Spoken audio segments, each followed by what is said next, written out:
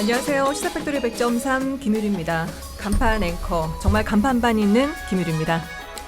안녕하세요. 저는 시사팩토리 100.3 금요판과 나흘통 진행을 맡고 있는 조광래입니다. 아우, 저는 떨립니다. 클래스 차이가 너무 큰 것 같아서요. 방송 끝나고 비상구에서 이제 발음이 왜 그러냐 이제 이런 지적을 받는 거 아니시겠죠? 네, 그럼요. 저는 정치해설가 이태익입니다. 반갑습니다. 네, 저는 공동진행자 이동훈입니다. 네, 너무 반가워요. 금요판 진행자들 진짜 보고 싶었거든요. 지난번에 이선호 군수 방송에서 시민주권 쟁취방송이라고 소개했었는데 정말 시민주권을 쟁취하고 있는 것 같아요. 멋있더라고요. 아유, 과찬의 말씀이십니다. 감사합니다. 저도 울산 CBS 간판 아나운서 방송 제가 기대하고 있었습니다. 김유리 아나운서 실물을 보니까 네. 연예인을 만난 듯한 정말 진짜요? 사인해 소년 드릴게요. 팬의 이따 끝나고 사인과 네. 셀카까지 꼭 받아가도록 하겠습니다. 아유, 감사합니다. 네, 뭐 저는 이제 앞서 말씀드렸듯이 너무 떨리고요. 우리 변호사님 어떠세요? 저는 그 김유리 아나운서님하고 작년에 방송을 좀 많이 했어요. 네. 여유가 있죠. 경험자죠. 네.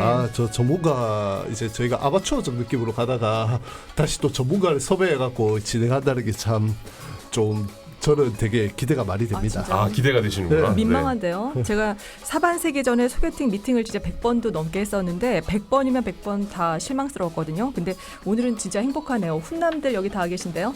저는 결혼했습니다. 무슨 말씀이세요? 저도 했거든요. 네. 전 여자친구 없습니다. 네, 그럼 저는 뭐 노코멘트 하겠습니다. 네. 분위기 진짜 이상한 것 같아요. 이제 우리 빨리 들어갑시다. 그렇죠. 네. 화기애애하다 뭐 이렇게 표현하기로 하고 넘어가죠. 그럼 오늘 코너 청취자분들께 소개해야죠. 네, 그래야죠. 오늘은 오상택 박사와 최건 변호사가 함께 출연하는 새 파일럿 코너 세울정 두 번째 방송입니다.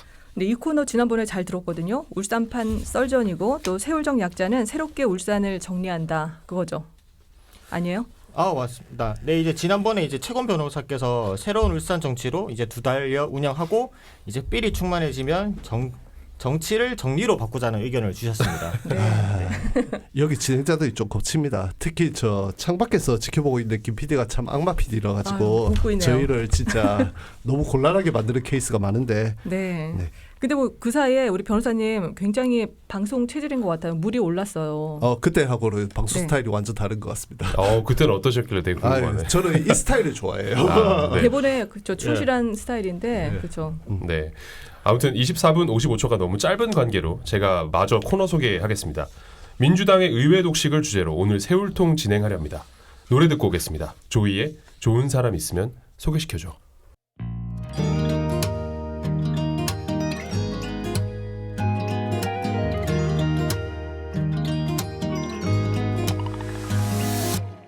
좋은 사람 있으면 소개시켜줘. 네, 노래가 마치 우리 처음 만난 우리 모습처럼 설레고 좋은데요. 진심으로 사랑할 수 있는 성숙하고 성실한 사람이면 좋겠어. 이 가사가요. 우리 나월동 진행자들이 울산을 생각하는 그런 모습인 것 같아요. 아이고, 저도 그분이 참 좋았습니다. 특히 오늘 스튜디오를 모신 두 분도 생각이 납니다. 새롭게 울산을 정리한다. 오상택 박사와 최건 변호사의 세울정. 파일럿 코너 세울정의 고정 코너로 가기 위해선 없어서는 안 될 키맨들이십니다. 우리 나울통을 진심으로 생각해 주셔서 앞으로도 자주 나와주셨으면 하는 개인적인 바람이 있습니다. 오상택 박사와 최건 변호사님 두 분을 스튜디오로 모셨습니다. 나울통 방송에서 실제 나이가 공개되긴 했지만 그래도 아직까지는 울산에서 보기 드문 젊은 정치인이라고 소개드릴 수 있는 분들입니다. 안녕하세요. 오랜만에 뵙는 것 같습니다. 두 분 그간 잘 지내셨는지요? 예, 안녕하십니까. 저희가 오늘 또다시 두 분을 스튜디오로 모신 이유는요.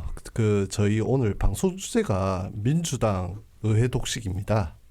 울산광역시 의회와 국회 모두 민주당이 독식하는 현 상황에 대해서 두 분과 함께 여야 갈등 책임에 대해서 좀 이야기를 나눠보고자 하는데요.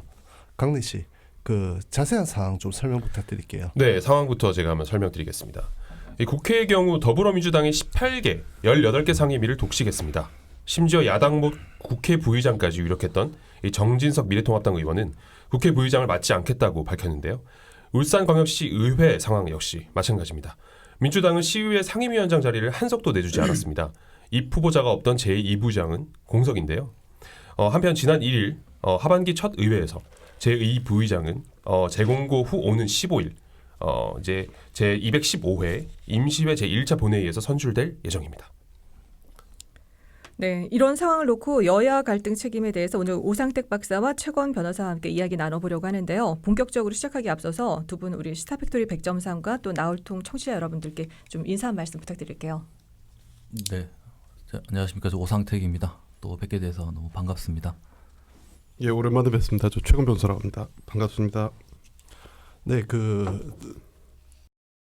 인사가 좀 짧으셔서 좀 당혹스러운데 예. 그러면은 제가 바로 들어가겠습니다. 첫 번째 질문 드릴게요. 약간 국회에서 분쟁이 이제 지방으로 또 이전이 된 느낌입니다. 오늘 아침에 또 강릉도 문제가 되더라고요.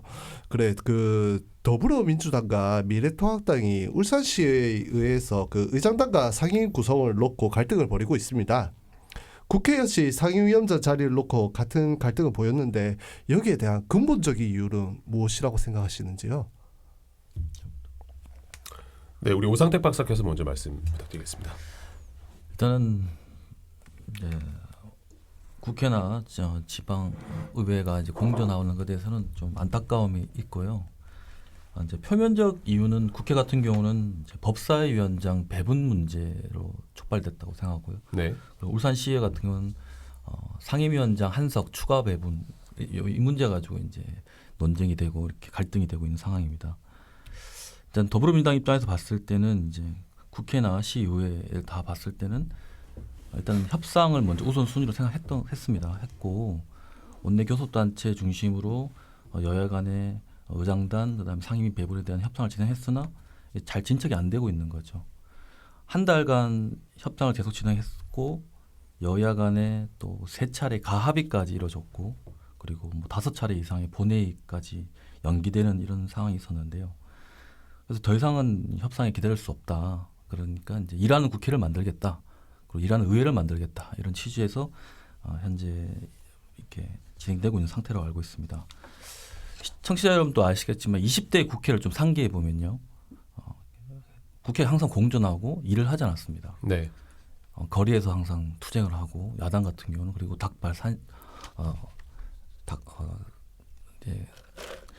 삭발이라든지 단식 같은 이런 걸 하면서 그래서 국민들에게 아주 많이 실망감을 드렸던 것 같습니다. 지금의 국회 모습은 그러면 안 된다라는 게 의식이 굉장히 강하고요. 그래서 이제 일하는 국회를 만들겠다. 전 상임위를 통해서 일을 할 수 있는 그런 구조를 만들겠다. 이게 이제 민주당의 기본적인 생각이다. 이렇게 말씀드리고 싶습니다. 네, 이어서 최건 변호사님. 예, 네. 조금 국회 같은 경우 사실 좀 복잡합니다. 아까 말씀하신 것처럼 오 박사님께서 말씀하신 것처럼 법사위원장을 지금 여당이 맞느냐 야당이 맞냐에 따라서 사실 지금 나눠지고 있는데 사실 법사위원장을 누가 맞냐가 전국 주도권을 장악하는데 사실 영향을 끼치고 있습니다. 그리고 지금 네. 문재인 정부가 내세우고 있는 게 검찰 개혁, 공수처 문제 같은 경우가 있기 때문에 설치 네. 문제 같은 경우가 있기 때문에 네. 그리고 다른 법안 같은 경우도 모두 법사위를 거쳐야 되는 문제이기 때문에 법사위원장을 야당에서 장악한 민주당 입장에서는 법사위원장을 야당에서 장악하게 되면 소위 말하는 개혁의 원동력이 떨어진다고 생각해서 법사위원장을 사수하려고 하고 반대로 야당 같은 경우에는 법사위원장이 여당으로 넘어가면 실질적으로 견제할 수 있는 가뜩이나 지금 이 의석수 자체도 굉장히 작은데 견제할 수 있는 장치가 없다고 생각하기 때문에 법사위원장을 사수하려고 하는 겁니다. 사실 여기서 촉발된 게 있고요. 지방의회 같은 경우 사실 조금 복잡한 면도 있습니다. 아까 말씀하신 것처럼 중앙의 문제가 지역으로 좀 이게 퍼진 것도 있는데 반대로 얘기하면 울산시정을 누가 좀 주도적으로 운영할 건가도 있고 네. 2022년 지방자치단체 선거가 있습니다. 아시다시피 그렇기 때문에 여기 지금 현역 시구위원들 같은 경우는 대부분이 또 사실 또 출마할 예정이기 때문에 실제로 자리를 누가 확보를 하고 또 왜냐하면 유권자들한테 다가가기 위해서는 내가 이런 자리를 거쳤다. 그리고 내가 이런 자리에서 무엇을 했다가 필요하기 때문에 자리를 누가 차지하냐도 사실 있는 것 같습니다. 네. 그럼 이 갈등이 양당 사이에 이제 협의된 사안이 파기되면서 이제 비롯된 거라면은 어떤 사안이 좀 협의된 걸까요? 그러면? 최건 변호사님 먼저 좀 답변 부탁드립니다. 예, 실제로 중앙 같은 경우는 협의가 법사위원장을 사실 아까 말씀드렸다시피 누가 맞느냐인데 처음에는 양당이 합의가 안 됐습니다. 안 돼가지고 국회법에 따라서 선출을 해서 법사위원장을 지금 형 민주당에서 하기로 했는데 그러니까 네.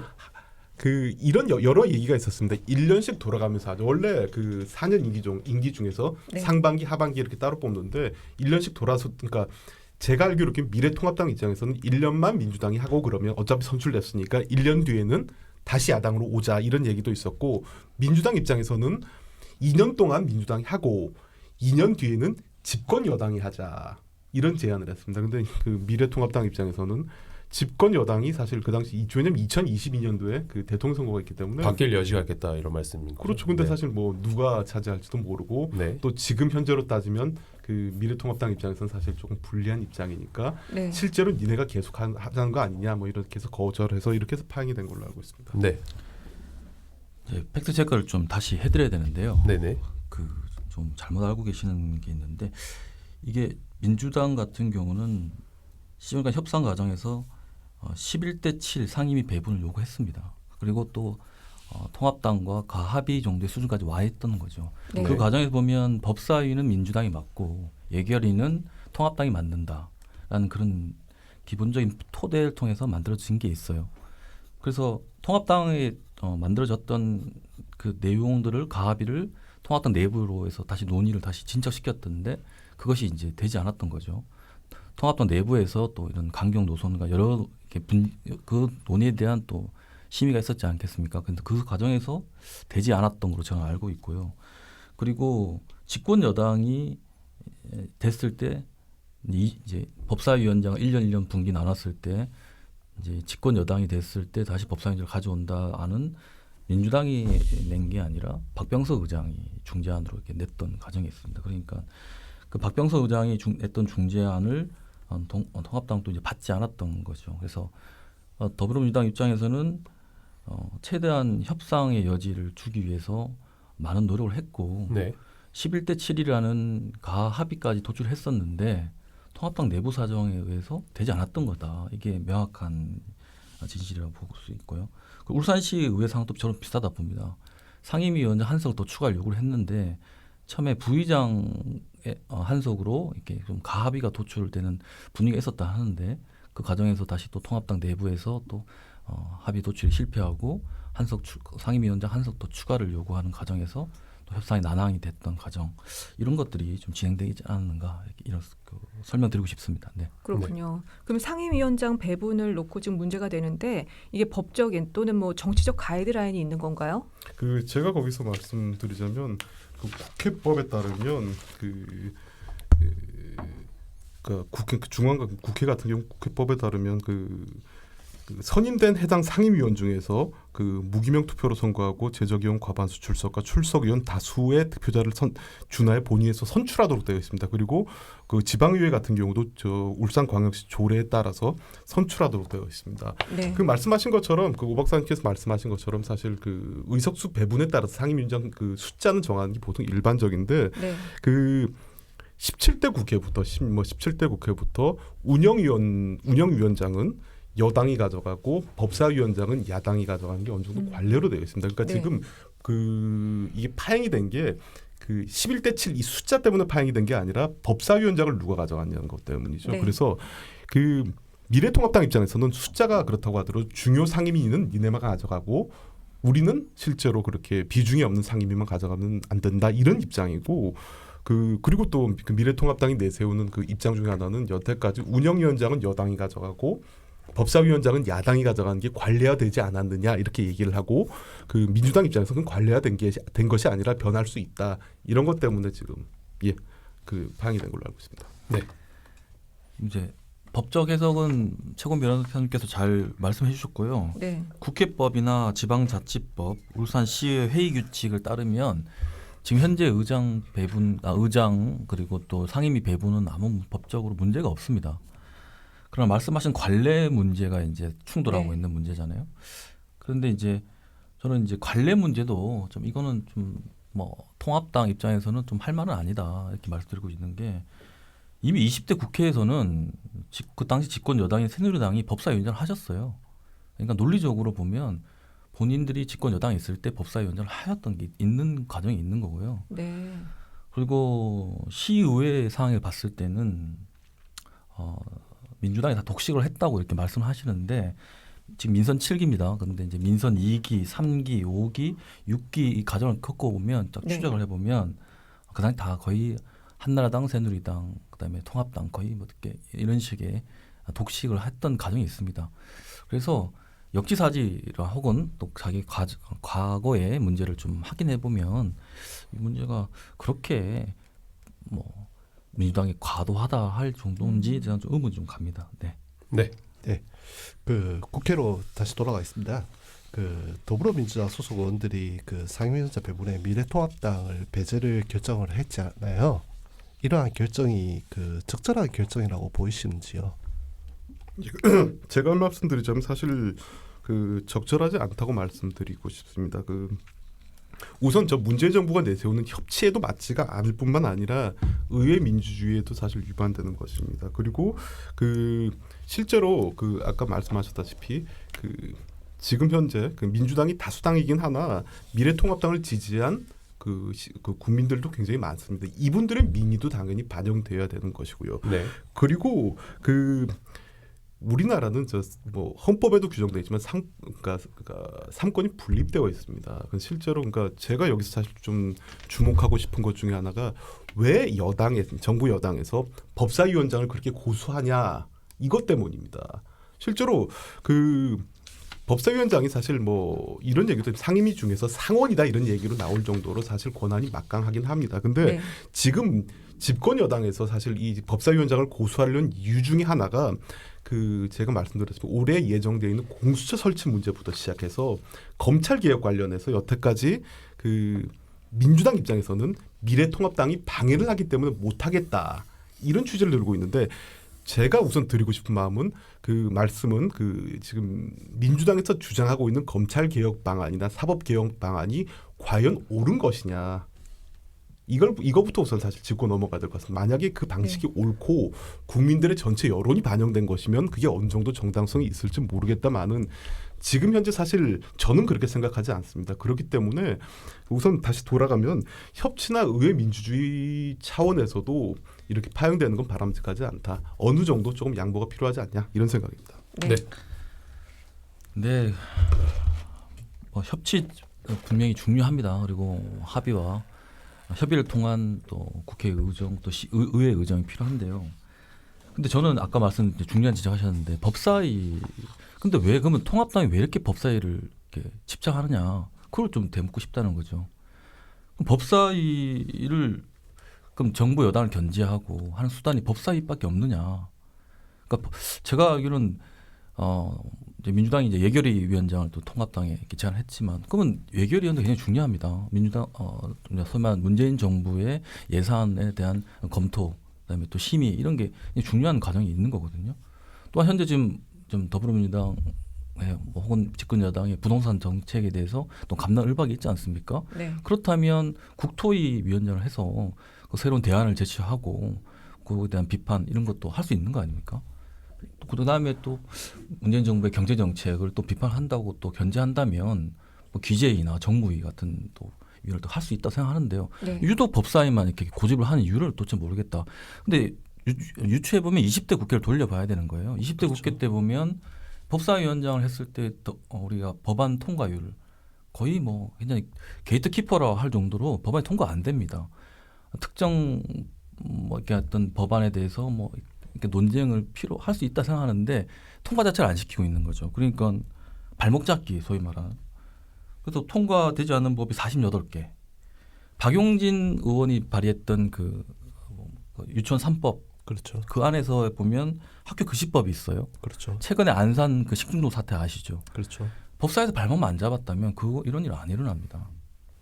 그렇듯이 법사위를 계속 고집하는 이유는 그냥 계속 발목 잡겠다 이런 취지밖에 안 보인다는 거죠. 그 제가 거기다 짧게 말씀드리자면 사실 이 말씀하신 이 법사위가 좀 중요한 이유 중에 하나가 네. 다른 법을 통과시키냐 안 시키냐 문제가 아니라 이 법사위가 다른 그 보통 그 권한이 있습니다. 그러니까 일반 법안에 체계 자구 심사권이 있는데 지금 말씀하신 그거 같은데 체계 자구 심사권 때문에 이렇게 되는 게 아니라 그거는 사실 지금 뭐 불리하다 이런 얘기도 나오는데 그 법사위가 다루는 고유한 법안들이 있습니다. 그 고유한 법안들이 뭐냐면 그것도 일반 상임위와 똑같이 다른 그러니까 법사위 같은 경우는 다른 일반 상임위에서 상정된 법률안 또 심사를 하지만 법사위 내부 고유 권한들이 있습니다. 그게 뭐냐면 그러니까 법원, 검찰과 관련된 사실 이것 때문에 지금 법사위원장을 누가 사수하냐 문제가 나는데 네. 그게 제가 아까 말씀드렸다시피 뭐 검찰 개혁이니 공수처 설치 이 문제 때문에 그렇습니다. 이 문제 때문에 지금 그러니까 실제로 지금 얘기하고 있는 게 그 아무튼 뭐 하반기 예정된 공수처장 임명 문제도 실제로 지금 뭐 그 정부 여당이나 정부 여당 입장에서는 자기 정부 여당 입맛에 맞는 인사를 사실 그 임명하고 싶어하고 야당이 좀 반대고 이런 문제 때문에 사실 이런 게 있습니다. 그래서 네, 지금 그래서- 하반기 제일 중점 사안 중에 하나는 그것 때문에 네, 그래서 굉장히 좀 뜨거운 아니 감론을박이 이거는 이어지는데 반박을 해야 되는데요. 오상택 박사님 저희가 시간 관계상 아니, 네네 2부에서 저희가 네, 꼭 해야 됩니다. 네, 알겠습니다. 감론을박에서 그러면 딱 네. 1분만 반박하시고 네. 저희가 네네 시간 관계상 네 반박을 했으면 좋겠지만 네 좀 넘기도록 하겠습니다. 이태인 우리 완벽 해설가께서 네네네. 마지막으로 질문 한 번만 하고 네. 네, 마무리하겠습니다. 이제 마지막으로 이제 각 당의 행보와 관련해서 이제 의견 한 마디씩 말씀해 주시죠. 이제 우리 변호사님 먼저. 제가 드리고 싶은 말씀은 정부 여당에 특히 문재인 정부에 드리고 싶은 말씀은 반면 교사할 걸 사실 요구하고 싶습니다. 그 예전에 막강한 권력을 누리던 박근혜 정부가 탄핵이 되고 현재 야당이 지금 소수당으로 전락한 건 모두 다 알고 계시리라 있습니다. 그거는 제가 판단하기에는 그 독선 때문에 이렇게 왔다고 생각합니다. 그래서 과연 이거를 사실 이런 역사가 반복되는 거는 국민들에게 사실 굉장히 불행한 일입니다. 그래서 이를 전 정부의 그를 전 반면 교사를 해야 될 것 같고 그리고 정부 여당은 사실 공공연하게 지금 뭐 20년, 30년 집권 세력을 자처하고 있는데 네. 여당이 지금 다수당이 된 게 꼭 여당이 잘하고 정부의 정책이 국민의 지지를 받아서 그렇게 된 건 아니라는 걸 명심하길 바랍니다. 네, 네. 우리 오 박사님. 네, 더불어민주당은 이제 일하는 국회의 모습으로 계속 보여줄 것입니다. 18개 상임위에 대한 책임감을 가지고 일을 하고 될 겁니다. 이제는 국회는 스톱될 일이 절대 없습니다. 지금 상임위가 지금도 열려 있습니다. 투쟁을 하거나 거래 나간다 하더라도 상임위는 계속 열려 있을 겁니다. 그래서 일하는 국회를 통해서 국민들에게 무한 책임을 가지고 모범과 그다음에 비전을 제시할 겁니다. 이제 변명의 여지도 없고 그래서 국민들께 일하는 국회의 모습 또 우리 대한민국과 국민을 위한 또 정치의 모습 보여드리도록 하겠습니다. 고맙습니다. 네. 네. 시간 관계상 오늘 스타팩토리 100.4 목요판은 여기서 좀 마무리를 해야 될 것 같습니다. 라디오는 끝났지만 2부에서 민주당 의회 독식을 주제로 완벽 정치 해설가 이태인의 정치 중계석이 준비되어 있거든요. 팟캐스트 플랫폼 팟빵과 또 유튜브에서 나올통 검색해서 들어오시면 들으실 수 있습니다. 일단 라디오 청취자분들께는 여기서 인사드리죠. 여러분 시타팩토리와 나올통 청취자들을 향해서 외쳐주세요. 안녕. 안녕히 계십시오. 안녕히 계십시오. 저희 울산 청년 네트워크와 울산 CBS는 매주 금요일 방송을 통해 청년의 눈높이로 울산 현안을 다루고 있습니다. 이 방송에는 여러분 제보와 사연이 중요한데요. uscbs@cbs.co.kr로 보내주시면 방송에 적극 반영하겠습니다. 지금까지 기술의 이창수 엔지니어, 음악의 길기판, 진행의 김유리 아나운서, 조강래, 이동훈, 이태인, 조연출의 엄유미, 연출의 김성광 프로듀서였습니다.